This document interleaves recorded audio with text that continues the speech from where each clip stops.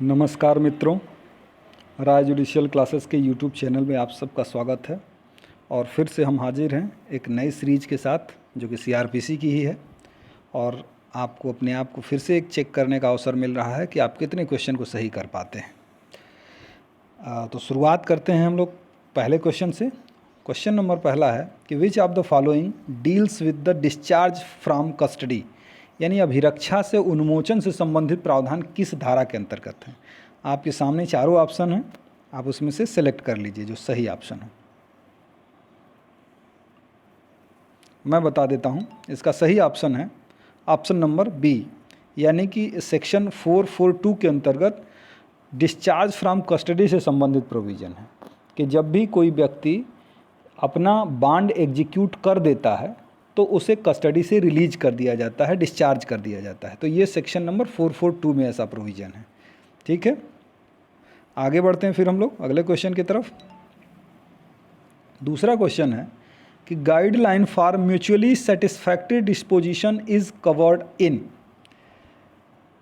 यानी कि पारस्परिक समाधान से संबंधित प्रोविज़न, पारस्परिक समाधान से संबंधित मार्ग निर्देश किस सेक्शन के अंतर्गत दिए गए हैं सीआरपीसी के। अब आपके सामने सारे ऑप्शन हैं, आप उसको देख लीजिए। सही ऑप्शन है option number C, section 265C। 265C के अंतर्गत है। आप जानते हैं कि चैप्टर नंबर 21A के अंतर्गत ए से लेके एल तक प्ली बार्गेनिंग से संबंधित प्रोविज़न है। तो उसी प्ली बार्गेनिंग के प्रोविज़न में 265C के अंतर्गत guideline for mutually satisfactory disposition के संबंध में प्रावधान किया गया है। ठीक है, धन्यवाद। आगे बढ़ते हैं फिर। तीसरा क्वेश्चन है कि which of the following section binds and interpreter to interpret truthfully. इसमें से कौन सा ऐसा सेक्शन है जो इंटरप्रेटर को सही सही व्याख्या करने के लिए बाध्य करता है। आपके सामने सारे ऑप्शन हैं, आप चेक कर लीजिए। ठीक है, सही ऑप्शन है section number 282, option number A. Section 282 के अंतर्गत इंटरप्रेटर को यह आबद्ध किया गया है कि वो सही सही इंटरप्रेट करेगा। ठीक है, अगले क्वेश्चन की तरफ हम लोग बढ़ते हैं। नेक्स्ट क्वेश्चन कि restriction on powers of remission और commutation in certain cases is provision under, यानी कि परिहार और लघुकरण, दंडों के परिहार और लघुकरण पर प्रतिबंध लगाने वाला सेक्शन कौन सा है। किसी भी दंड के कम्यूटेशन या रेमिशन पर रेस्ट्रिक्शन लगाने वाला सेक्शन इनमें से कौन सा है। आपने लगा लिया होगा, ये है सही ऑप्शन डी। सेक्शन 433 के क्लास 1 में 433A में ये प्रोविज़न बताया गया है कि जब भी किसी पनिशमेंट में, जब भी कोई न्यायालय पनिशमेंट देती है, उसके बाद जब उसका रेमिशन या कम्यूटेशन होता है 432 या 433 के अंतर्गत, तो अगर उसमें पनिशमेंट डेथ सेंटेंस और लाइफ इम्प्रिजनमेंट दोनों था, तो लाइफ इम्प्रिजनमेंट अगर दिया गया है तो सज़ा 14 साल की कम से कम उस व्यक्ति को काटनी पड़ेगी। और इसी तरीके से अगर डेथ सेंटेंस का लाइफ इम्प्रिजनमेंट में कम्यूटेशन किया गया है तब भी उस व्यक्ति को कम से कम 14 साल की जेल तो काटनी ही पड़ेगी। तो ये प्रोविज़न है 433A के अंतर्गत। आगे बढ़ते हैं हम लोग। अगला क्वेश्चन है कि which of the following deals with the judgment of the court. Judgment of the court, judgment of the court को कौन से सेक्शन में बताया गया है, न्यायालय का निर्णय। आप इसमें से देख लीजिए। सही ऑप्शन है सेक्शन 265F, यानी ऑप्शन नंबर बी। ये भी उसी से है, प्ली बार्गेनिंग का ही क्वेश्चन है। प्ली बार्गेनिंग के मामले में 265 के ABCD एल तक है प्रोविज़न, जिसमें कि निर्णय के संबंध में बात करता है 265F। आगे बढ़ते हैं हम लोग। अगला क्वेश्चन है, विच of the following deals with the return of warrant on execution of sentence. Which of the following deals with the return of warrant on execution of sentence, यानी दंडादेश के निष्पादन के पश्चात वारंट को वापस कर दिया जाना। ऐसा प्रावधान कहाँ है कि जब भी दंडादेश का निष्पादन कर दिया जाएगा या पनिशमेंट का एग्जीक्यूशन कर दिया जाएगा तो उस वारंट को रिटर्न कर देना होगा। ये है provision section option number D में, सेक्शन 130 130 बोल रहे हैं, 430 से ऑप्शन नंबर डी। अगले क्वेश्चन की तरफ। अगला क्वेश्चन है कि which of the following deals with the money ordered to be paid recoverable as a fine.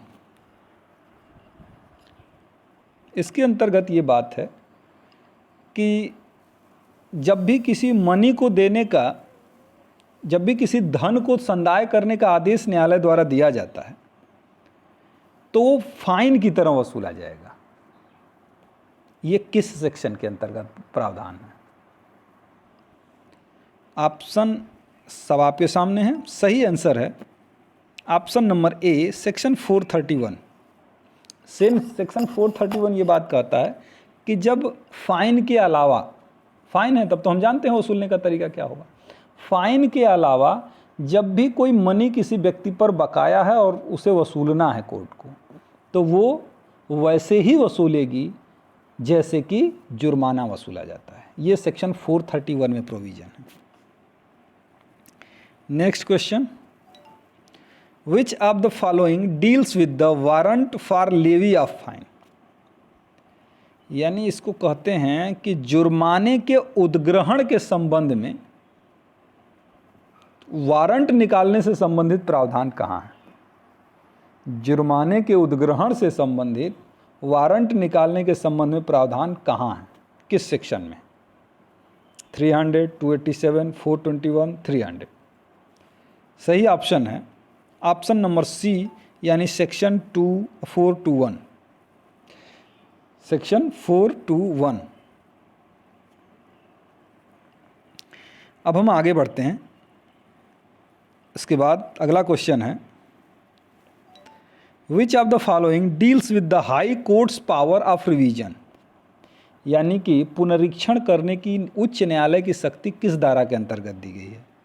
तो ये तो आप जानते हैं, बहुत इजी क्वेश्चन है ये है ऑप्शन नंबर ए, सेक्शन 401, 401 में है। और सेशन कोर्ट की कहाँ है? 399 में है। सेक्शन 399 में सेशन कोर्ट की रिवीजन की पावर और 4101 में जो है हाई कोर्ट की रिवीजन की पावर। पावर दोनों लगभग सेम ही है, दो सेक्शन में है बस। नेक्स्ट क्वेश्चन की तरफ हम लोग बढ़ेंगे। विच of the following deals with the postponement of capital sentence on pregnant women, यानी कि जब भी किसी व्यक्ति को डेथ सेंटेंस दिया जाता है, सेक्शन आप देख लीजिए कौन में सेक्शन में है, 290, 416, 388, 222। ये सेक्शन में आप देखिए किस सेक्शन में प्रावधान है। सही ऑप्शन है ऑप्शन नंबर बी, सेक्शन 416 में। और 416 क्या कहता है कि हाई कोर्ट, जब भी किसी महिला को डेथ सेंटेंस दिया जाए और वो महिला प्रेग्नेंट है, तो हाई कोर्ट, यहाँ कम्यूटेशन कौन कर रहा है? हाई कोर्ट करती है। तो हाई कोर्ट ऐसे कम्यूटेशन करके उसे कैपिटल सेंटेंस में, यानी कि डेथ सेंटेंस को जो है उसको रोक देती है, पोस्टपोन कर देती है। नेक्स्ट क्वेश्चन है, power of high court to transfer cases and appeal is provision under, यानी हाई कोर्ट की मामलों और अपीलों को स्थानांतरित करने की शक्ति किस धारा के अंतर्गत दी गई है? ये है आपका सेक्शन नंबर 407, सेक्शन 407। 406 से लेके ट्रांसफ़र करने की पावर सबकी दिखाई गई है। 406 में हाई सुप्रीम कोर्ट की, 407 में हाई कोर्ट की, 408 में सेशन कोर्ट की, इस तरीके से 411 तक ये चीज़ें जाती हैं। तो ये 407 में है, ठीक। विच of the following deals with the absence of complainant, यानी कि परिवादी की अनुपस्थिति के संबंध में प्रावधान निम्न में से किन धारा में है? एब्सेंस ऑफ कंप्लेनेंट, सही ऑप्शन है ऑप्शन नंबर सी, सेक्शन 249। देखिए सेक्शन नंबर अगर वहीं बगल में ही देखें तो सेक्शन 256 में भी ऐसा प्रावधान है कि कंप्लेनेंट एब्सेंट हो जाता है तो, लेकिन ये जो है प्रोविज़न वो है समन मामले का जब ट्रायल हो रहा होता है उस समय, और ये जो प्रोविज़न है वो वारंट मामलों का जब ट्रायल हो रहा होता है और वो कंप्लेंट पर होता है तो उस समय अगर कंप्लेनेंट एब्सेंट हो जाता है तो उसका इफेक्ट बताता है, ठीक है। चलिए आगे बढ़ते हैं हम लोग।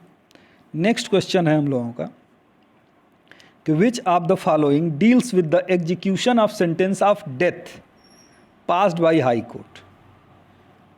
इसमें से कौन सा प्रावधान है जो हाई कोर्ट द्वारा डेथ सेंटेंस दिए जाने पर उसका एग्जीक्यूशन से संबंधित प्रावधान बताता है? ये है क्वेश्चन आपके लायक। ये है सेक्शन, सही ऑप्शन इसका है ऑप्शन डी, सेक्शन 414 के अंतर्गत, कि जब भी जैसे कोई मामला गया हाई कोर्ट में और अपील में ही गया, अपीलेट कोर्ट है हाई कोर्ट, तो अब जब अपीलेट कोर्ट किसी व्यक्ति को डेथ सेंटेंस देती है तो उसके एग्जीक्यूशन की जिम्मेदारी फिर से वो सेशन कोर्ट को ही दे देती है। यही है प्रोविज़न सेक्शन 414 के अंतर्गत। नेक्स्ट क्वेश्चन है, reason to be recorded for making an order under section 408, 9, 10, 11 CRPC। मतलब जब भी कोई केस के ट्रांसफ़र करने का आदेश 408, 409, 10, 11 के अंतर्गत दिया जाता है तो उसका रीजन रिकॉर्ड करना होगा, रीजन बताना होगा। ये प्रावधान किस धारा के अंतर्गत है? आप जानते हैं, अच्छा सही आंसर पहले बता दें। सही आंसर है ऑप्शन बी, सेक्शन 412। आप जानते हैं कि 406 में सुप्रीम कोर्ट की पावर है, 407 में हाई कोर्ट की ट्रांसफ़र करने की पावर है। इनको कारण बताने की ज़रूरत नहीं होती, लेकिन सेशन कोर्ट को, मजिस्ट्रेट कोर्ट को, इन लोगों को जो है कारण बताने की ज़रूरत होगी, चाहे एग्जीक्यूटिव मजिस्ट्रेट हों चाहे जुडिशियल मजिस्ट्रेट हों। वो सब कारण बताएंगे कि क्यों मामले का ट्रांसफ़र कर रहे हैं, ठीक। आगे बढ़ें। विच of the following deals with the abetment of appeal, यानी अपीलों के उपशमन के संबंध में प्रावधान कहाँ है? उसकी मार्जिनल हेडिंग ही है उस सेक्शन की, एबेटमेंट ऑफ अपील, अपीलों का उपशमन। बताइए कौन सा सेक्शन है? सही आंसर है सेक्शन 394, यानी ऑप्शन नंबर बी, अपीलों का उपशमन। तो ये है आज का आपका क्वेश्चन, और देखिए कि कितना सही किए हैं आप। चेक करते रहिए और मुझसे जितना संभव हो पाएगा हम भी क्वेश्चन डालते रहेंगे आप लोगों को। ये सारे CRPC के सेक्शन बेस्ड ही क्वेश्चन थे, सिर्फ हमने सेक्शन पूछे थे पिछले 4 पार्ट के अंतर्गत। संभवतः आने वाले पार्ट में सेक्शन बेस्ड क्वेश्चन ना हो, थ्योरेटिकल क्वेश्चन हो। तो ठीक है, फिर नेक्स्ट वीडियो में मिलते हैं। धन्यवाद।